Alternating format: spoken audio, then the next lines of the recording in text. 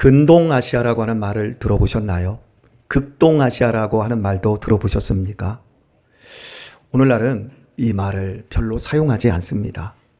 근동아시아다라고 하면 가까울 근자에 동쪽에 있는 아시아라고 하는 말입니다.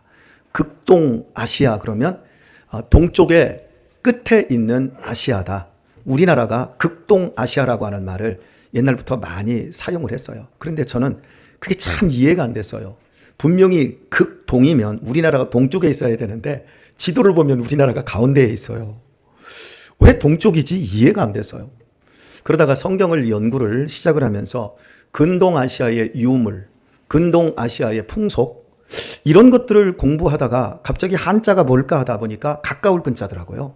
그러면서 이게 서양 사람들의 사고에서 보면 가까이 있는 아시아가 현재의 이란, 이라크, 또 이스라엘, 시리아, 터키 이런 쪽이 근동아시아가 되는 거고 가장 멀리 있는 아시아는 극동, 우리나라 그리고 일본 이런 나라가 되는 거예요. 그래서 각자 사람은 자기의 주관에 의해서 많은 것들을 판단을 하는데 서양의 시각을 가지고 세계의 지도나 위치 같은 것도 정해져 있다는 것을 알게 되었습니다. 그래서 이러한 부분들에 대해서 거센 반향이라고 할까요? 새로운 방향을 제시하는 이런 역사적이고 사회적인 관점들이 드디어 이 아시아권에서 팽배하기 시작하면서 중국이라는 나라가 그걸 이끌었지요. 여하튼 간에 중심은 서로가 말하는 내가 다 중심이 되어 있어요. 여러분에게 한번 여쭤보겠습니다. 우리는 진심으로 하나님을 섬겨야 됩니까? 진리로 하나님을 섬겨야 합니까? 우리나라의 기독교의 신앙을 다르게 전파하는 가운데 수없이 많은 이단들이 생겼고 그 이단들을 밝혀내고 그 이단들을 척결하는 일에 목숨을 걸었던 목사님이 탕명환 소장님이셨습니다.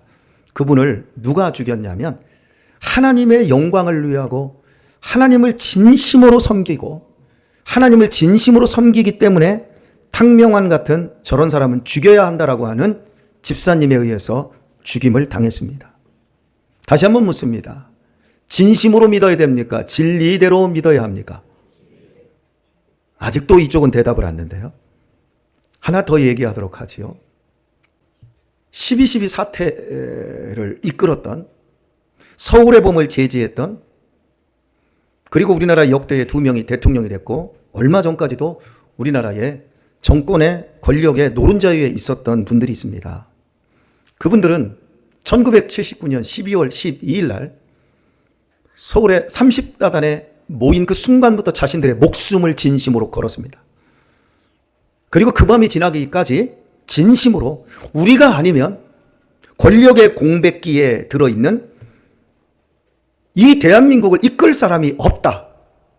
그들은 진심으로 나라를 생각하고 사랑하고 아껴서 자신들의 목숨을 걸고 그날 쿠데타를 한 겁니다.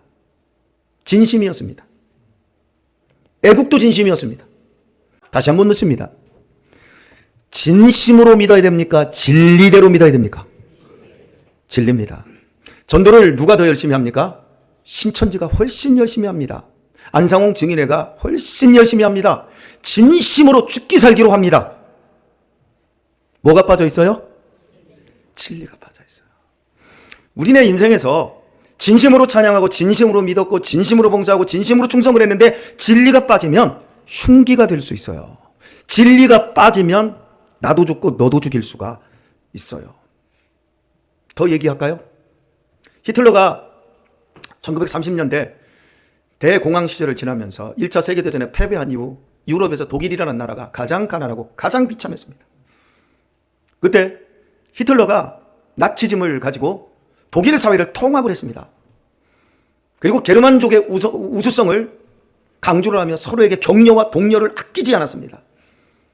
그리고 그 시대에 많은 사람들과 젊은이들이 열광하며 심지어 교회들도 히틀러는 독재자가 아니라 우리 독일과 유럽 사회와 이 세계에 하나님이 보내주신 지도자이다.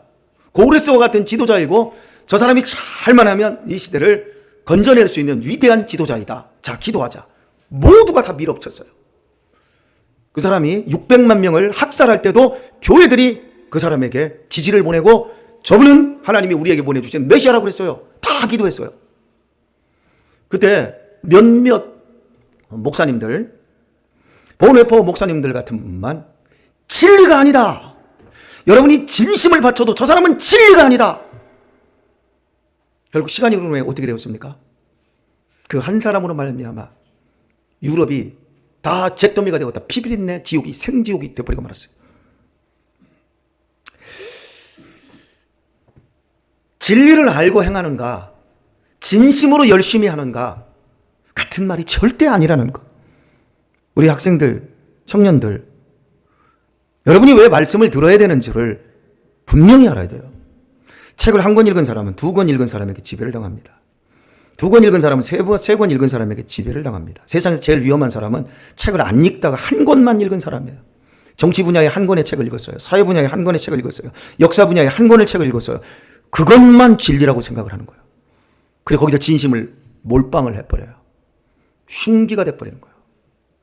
사람은 다양한 사고와 다양한 생각들과 다양한 경험들을 통해서 과연 진리가 무엇인가 깨달아 가야 합니다. 그리고 우리는 지혜가 부족합니다. 후히 주시고 넉넉히 주시면서 꾸짖지 아니하시는 하나님께 지혜를 구해야 합니다. 그런데 지혜를 안 구해요. 내 소견에 옳은 대로 행해요. 바울 사도가 본문을 통해서 유명하다는 사람들을 이야기를 합니다. 그런데 나는 그 사람들하고 별로 만날 것도 없고 상관하지 않는다. 왜? 하나님은 우리의 중심을 보시는 하나님이다. 그러면서 그 유명하다고 하는 사람들을 구체적으로 기둥같이 여기는 야고보, 그리고 게바, 베드로예요. 사랑의 사도 요한을 얘기해요. 여러분이 아시다시피 베드로는 누구의 제자죠? 예수님의 제자입니다. 요한은 누구의 제자죠? 예수님의 제자입니다. 야고보는 누구의 제자죠? 그렇게 얘기하시니까 그냥 생각이 없으신 거예요. 야고보는 벌써 죽었어요. 여기서 야고보는 예수님의 제자가 아니라 예수님의 동생이에요. 예수님의 얼굴을 똑같이 닮은. 왜? 한 태에서 나왔기 때문에. 그런데 이 야고보가 예수님 사역할 당시에는 형 미쳤어. 왜 그러고 돌아다녀?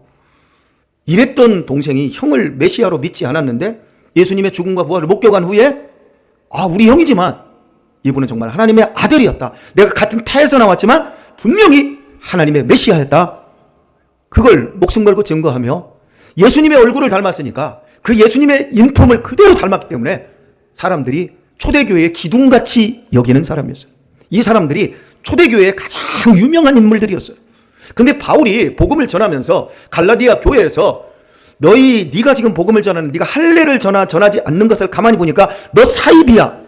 너 우리 게바, 우리 베드로 제자 너 만나봤어? 너 요한 만나봤어? 기둥 같은 야고보를 만나서 그 사람에게 네가 전한 복음에 대해서 인정받아봤어? 너는 아니야. 그러면서 이제 교회들이 막 무너지기 시작할 때 바울이 너희들이 유명하다고 말하는 그 사람들, 결국 그들이 나와 바나바에게 교제의 약속을 청했다. 내가 청한 게 아니라 그분들이 나에게 청했다. 난 절대 다른 복음이 없다. 너희에게 선언했다. 이 복음은 누구에게서 나왔냐면 나를 무할례자에게 보내서 나를 쓰시는 그가 베드로처럼 할례자에게 보내어서 그 복음으로 쓰시는 그가 우리에게 주신 것이다. 여러분에게 제가 하나 더 질문을 한번 드려볼게요. 우리나라 한국 축교를 대표하는 사람이 누구죠? 왜 이렇게 방언들을 하세요? 통변의 은사를 우리 최진수 집사님 통변 좀 한번 하세요. 지금 뭐라고 그랬어요? 손흥민이래요. 여러분 동의하십니까? 유명한 것이 다 기준이 돼버렸어요. 그러면 하나 더 물을게요. 한국 교회는 한국 교회를 대표하는 교회가 있을까요? 한국 교회를 대표하는 교회를 한번 얘기 한번 해보세요. 교회를 대표성을 가져올 때 사랑의 교회 얘기하고 순복음교회도 얘기하고 여기도 순복음교회도 얘기하고 다 그럽니다. 근데 그 유명세를 가지고 그 유명세를 통해서 뭔가 얻어지고 거기서 그 유명세를 통해서 나도 그 사람과 손을 잡았다고 할 때 이게 뭔가 되는 느낌이 있어요. 하지만 여러분이 분명히 하시기 바랍니다. 교회는 하나하나가 독립된 가치를 갖고 진리를 증거하는데 조금도 부족함이 없습니다. 그걸 여러분이 아셔야 돼요. 그래서 다른 교회를 배척할 것도 없고 다른 교회를 시기할 것도 없어요. 여러분이 구원을 받았는데 우리 송탄 장로교회를 통해서 구원받은 사람들에게 제가 물어보겠습니다. 아니 또 포함해서 다른 교회에서 신앙생활을 하시면서 구원을 받고 우리 교회 오신 분들에게도 말씀을 한번 드려보겠습니다. 요즘 우리 한국교회에서 대표적으로 설교 잘하는 목사님들 여러분이 말로 막 들먹거립니다. 분당에 우리 무슨 교회가 있어요. 제일 많이 합니다. 근데 제가 보기에는 설교 그렇게 잘하지 않아요. 제가 교만해서요. 근데 저보다는 훨씬 잘해요. 인정해요. 우리 한국교회를 대표하고 한국교회를 정말 본이 될 수 있는 교회다라고 했을 때 그런 분들 몇몇만 꽂는 게 우리의 습성입니다. 그분들이 아무리 설교를 잘해도 여러분이 그 설교를 들어서 구원 안 받았어요. 저같이 못난 목사를 쓰신 하나님이 여러분을 구원해 주셨어요. 송탄교회 같이 이 부족하고 못난 교회, 그리고 거친 이 목사의 언변 속에 들어있었던 이 못난 말투를 사용하셔서 하나님이 여러분 한 사람 한 사람에게 구원의 은혜를 입혀 주신 거예요. 그걸 여러분이 기억을 하셔야 돼요. 자꾸 휘둘리지 마세요. 우리 교회 큰 교회요, 작은 교회요? 따라서 합시다. 강한 교회. 사랑의 강한 교회. 믿음의 강한 교회. 이런 것들이 우리에게 자부심과 간격으로 있어야 돼요. 자꾸 다른 교회 목사님 설교는 너무 좋은데, 다른 교회는 너무너무 분위기도 좋고 막 시설도 너무 좋은데, 그런 거 얘기하지 마세요. 그냥 우리 여기 함께 예배하고 우리가 지금 존재적으로 여기 있다는 걸 감격하기를 바랍니다. 따라서 합니다. 존재는 유한한 것으로 바뀌지 않는다. 다시 한번, 존재 자체는 보이는 것으로 바뀌지 않는다. 그렇습니다. 꼭 기억하세요. 우리의 존재는, 우리는 영적 존재예요. 세상에 돈보다, 세상에 어떤 고급스러운 차보다 정말 럭셔리한, 우리 송탄 지역에서 한 7억, 8억 되는 이런 고급 아파트보다 내 자신이 귀합니다. 내 자신이 귀하기 때문에 보여지는, 대변되는 그 어떤 것으로도 내 자신은 안 변해요. 나보다 더 큰 걸, 보이지 않지만 나보다 더 크고 더 고급스러운 것이 내 인생 존재 안으로 들어와야 바뀌어집니다. 그분이 예수 그리스도십니다. 그분이 하나님의 아들 그리스도이십니다. 이걸 우리가 알아야 돼요. 여러분이 예수님을 믿는다고 할 때 예수님을 믿는다는 내용을 믿느냐, 예수님을 믿는다고 할 때 예수님을 보내주신 하나님을 믿느냐, 내가 복음을 믿습니다라고 할 때 복음이라는 단어를 믿느냐, 복음 안에 들어있는 능력을 믿느냐는 다른 얘기예요. 여러분은 뭘 믿습니까? 복음이라는 글자를 믿습니까? 복음 안에 약속된 하나님의 능력과 신실함을 믿습니까? 능력과 신실함이에요. 이걸 믿지를 못하면 복음을 믿는 게 아니에요. 우리 청년들 참 음악도 잘하고 찬양도 잘하고 막 다 예뻐요. 얼마나 예쁜지 모르겠어요. 확 깨물어주고 싶어요. 그 좋은 예쁜 모습들이 진리로 채워지고, 여러분이 여기 나와서만 진심을 바쳐서 찬양하는 사람이 아니라 여러분의 순간순간을 진리로 채워나갈 수 있기를 축복합니다. 그러려면 말씀을 채우는 방법밖에 없어요. 여러분, 내가 노력하지 않고 채우지 않으면 끌려가는 것이고요, 진심만 바치지요, 공허해지는 거예요. 하지만 안 늦었어요. 내가 공부하는 짬짬이 유튜브만 보지 말고 넷플릭스만 돌리지 말고 정말 책을 읽으세요. 사람이 정서가 아주 부드럽고 정서가 아주 예민한 이런 사람들, 굉장히 좋은 기질을 가진 거예요. 거기에다가 말씀과 지식이 함께 더해지면 어마어마한 사람이 될 수 있어요. 바울 사도는 원래 굉장히 지적인 사람이었어요. 그런데 예수님을 만난 후에 도리어 자기의 지식은 깎아지지만 그리스도로 채워지면서 그 어떤 세상에 유명하다는 사람들과 끌려다니며 교제하지 않았어요. 그러면서 자기의 길을, 자기의 플레이를 했고요, 그 안에서 하나님이 쓰시는 멋진 인생을 살았습니다. 평택역에 가면 사람들이 자꾸 막 잡아요. 그지요? 뭐 얼굴을 보니 막 어떠고 저쩌고 막 그래요. 그럼 저는 막 어유 참 잘 보시네요. 저 목사입니다. 그러면 그냥 가.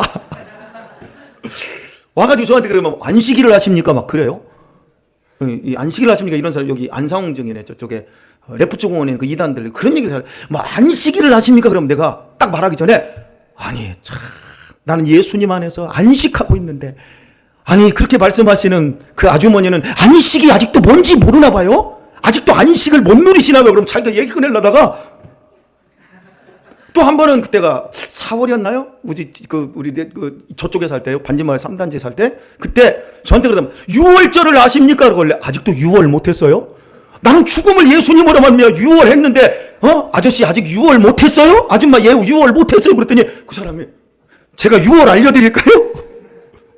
여러분 내 안에 그리스도로 말미암아 성경에서 예언되어 있는 그 모든 은혜와 진리와 생명과 거룩과 본질들이 우리 안에 이미 들어와 있어요. 그런데 진심만 찾지 진리대로 살지 못하면 겁을 먹는 거예요. 평택역 나가려면 막 누가 쫓아오나 막 이거 보고 우리 집에 띵동하고 문 열면 띵동하면 문 활짝 열고 어서 들어오세요 한번 해보세요. 물 한 잔 먹을 수 있을까요? 물 좀 한 잔 드릴까요? 이러고 찾아와요. 그러면 문 조금 열고 그러지 말고 띵동하고 하면 예 어제 문 활짝 열고 어서 들어오십시오 그러면 못 들어오고 있어요. 그 실제로 한번 들어와요. 들어와서 좀 앉으세요 하고서나 한번 얘기 한번 해보세요. 내 안에 채워져 있는 거 있으면 그 사람들이 무슨 얘기를 해도 불쌍하고 그 사람들이 무슨 얘기를 해도 비루해요. 근데 내 안에 복음의 영광과 예수님을 만난 흔적이 없으면 누가 와서 살짝만 얘기하면 내 허한 것들이 내 가짜가 나 이 보잘것없는 것이 다 들통날까봐 안 만나려고만 막 하기르지. 그러면서 와가지고 이제 목사님 이럴 때는 어떻게 해야 됩니까? 여러분 우리가 예수님 믿는 이게 가짜입니까? 이게 지금 우리가 사기입니까? 이거 개념입니까? 생명이잖아요. 능력이잖아요. 저는 바울사도처럼 여러분 유명한 것 그런 거 기대지 마시고 여러분 자신이 유명한 사람 되시길 바랍니다. 우리 자신들이 흔들리지 않는 반석과 같은 성도님들이 다 되시길 바랍니다. 교황이 한 4년 전에 왔다 갔지요. 개신교회 목사님들 성도들까지 교황 보겠다고 다 인산인해를 이루었는데 여기 합덕에 송산 유적지인가요? 거기 올 때 개신교인들까지 다 가가지고 얼굴 보겠다. 보면 뭐 할 건데? 제 얼굴 보러 오세요. 저는 여러분들 얼굴 보러 갈 테니까. 여러분 다 거기서 거기요. 유명하다고 하는 목사님들, 큰 교회 목사님들은 그분들은 밥 안 드실 것 같고 정말 잘할 것 같지요? 아니요. 지지고 볶아 돼요. 여러분 순교자들은요. 순교하려고 순교한 게 아니라 약해서 순교한 거예요. 순교자들 정말 대단하신 분들이잖아요. 그런데 손양원 목사님, 우리 또 누구 있죠? 주기철 목사님, 몸이 허약해서 고문 견디지 못하고 빨리 죽으니까 순교자 됐는데 그때 같은 고문 견디신 수없이 많은 목사님들은 살아가지고 일제시대 끝나고 치욕 속에서 목회하면서 하루하루 순교자적인 삶을 살았기 때문에 한국교회가 이렇게 만들어진 거예요. 까짓 거 믿음 생활 오늘 죽으면 죽으리라 공산당이 여기다가 인중에다가 권총 딱 대고 너 예수님 부인할래? 그럼 아니 하고서 천국 가면 좋잖아. 방아쇠 당겨지면. 그런데 살려고 해봐. 여러분 카드빚 얼마 있어요? 대출 얼마 있어? 그거 막으면서 내일 또 출근해야 하잖아. 왜 아빠들은 비싼 거 사가지고 둘이 죽으라고 해도 안 돼. 그러면서도 헌금해야지. 그러면서도 교사해야지. 그러면서도 성가대야지. 그러면서도 아니 왜 조카놈은 왜 결혼들을 많이 하고 거기 부조하고 나왔더니 또 다음 주에 왔더니 아이고 우리 또 처조카가 또 결혼한대. 아이고 미치겠어. 그러면서도 매일같이 믿음으로 살아내잖아요. 그지요? 살면서 버텨내는 이 순교자적인 삶을 살아가고 있는 여러분이 뭐가 두렵단 말이요? 저 천국에서 주기철 목사님이 올소하고 와 있어 지금. 주님 앞에 서는 날 너 순교자적인 신앙 가지고 사느라고 애썼다. 잘했다. 칭찬받는 성도님들 다 되시길 예수님의 이름으로 축원합니다.